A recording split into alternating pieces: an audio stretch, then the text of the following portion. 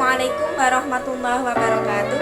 Saya Saidah Safir Fadila dari Prodi Ilmu Hadis Fakultas Usuluddin dan Pemikiran Islam UIN Sunan Kalijaga, Yogyakarta. Di sini saya akan menjelaskan sedikit tentang metodologi pendekatan studi Islam. Pendekatan merupakan suatu cara pandang atau paradigma yang terdapat dalam suatu bidang ilmu yang selanjutnya digunakan dalam memahami agama. Pendekatan studi Islam adalah cara kerja untuk memudahkan seseorang mengetahui dan mendalami Islam secara luas dan menyeluruh agar tidak muncul pola pikir yang dangkal. Untuk melakukan studi Islam, ada beberapa istilah yang perlu dipahami dengan baik, seperti istilah-istilah berikut. Yang pertama, pendekatan. Yang kedua, metode. Pendekatan adalah cara memperlakukan sesuatu. Yang kedua, metode. Metode adalah cara mengerjakan sesuatu. Secara etimologi, kata metodologi dari kata metod yang berarti cara dan logos yang berarti teori atau ilmu.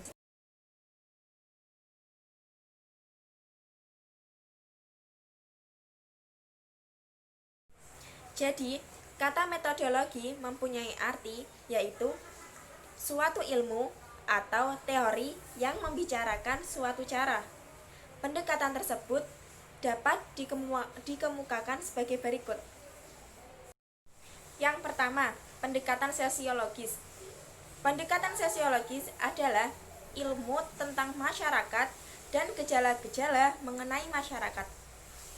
Pada dasarnya, sosiologi dapat dipahami sebagai ilmu yang mempelajari kehidupan sosial manusia dalam kehidupan bersama.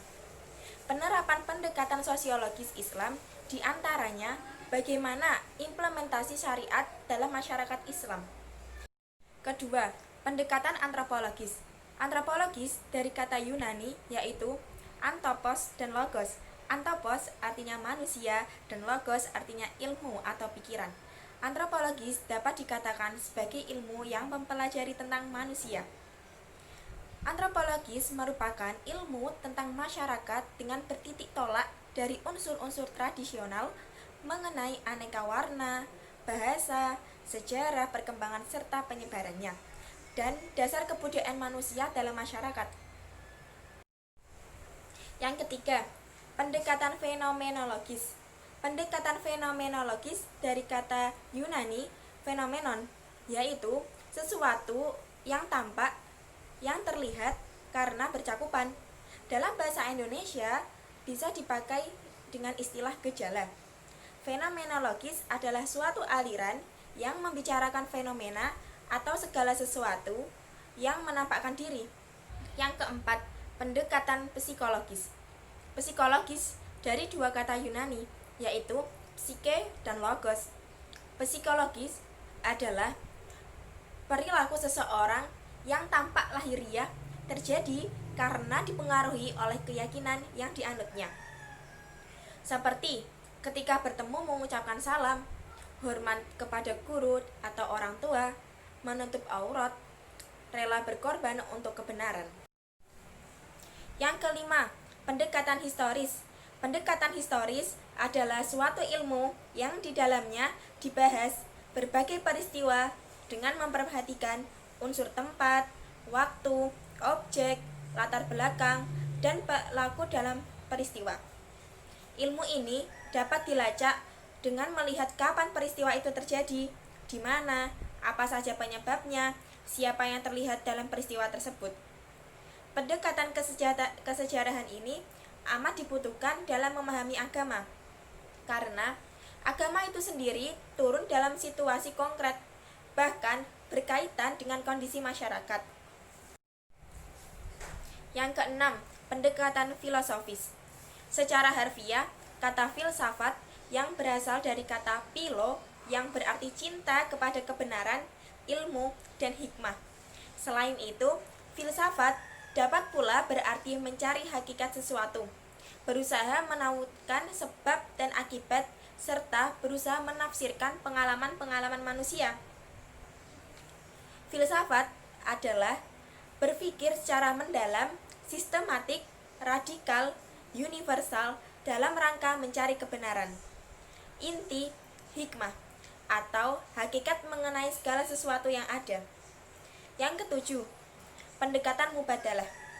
Berasal dari kata badala yang berarti mengganti, mengubah. Arti kata mubadalah yaitu tukar-menukar yang bersifat timbal balik antara kedua belah pihak.